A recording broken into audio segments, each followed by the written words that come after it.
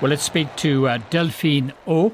She's an MP for Mr Macron's La République En Marche party and sits on the Foreign Affairs Committee in the French Parliament. And do you endorse this French military action against Syria? Yes, absolutely. I think it is very important to remind the public that President Macron himself set the red line almost a year ago. It was in May 2017 when Putin was visiting France, and then again in front of the UN General Assembly in September. And so we should not reiterate what has been going on with President Obama when he set the red line for the chemical attacks back in 2013 and then didn't act on it. So I think it's very important that we show both the international community and, of course, the Assad regime that we mean serious business and we have this credibility. And you've seen the declassified information relating to last Saturday's attack, and you are convinced, are you, in your own mind, that that attack was carried out by the Syrian government?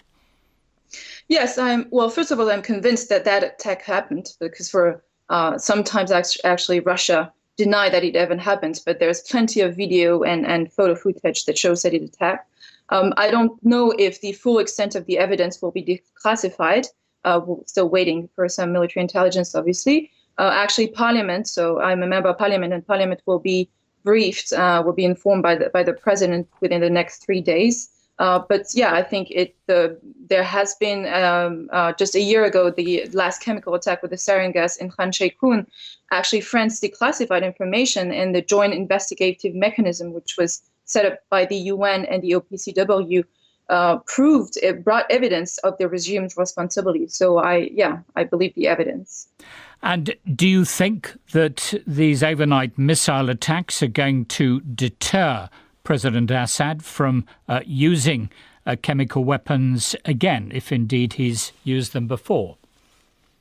I think there are two objectives to the intervention. The first one is the one that you just mentioned, is first to degrade and destroy to the maximum of our abilities those chemical facilities. So apparently, based on what our Minister of Foreign Affairs announced just an hour ago, most of the chemical capacities have been destroyed, and to deter future use of these chemical attacks.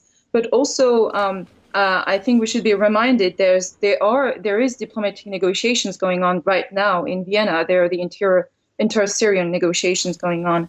And I think we should continue to use diplomacy, and this has been a persistent line for France.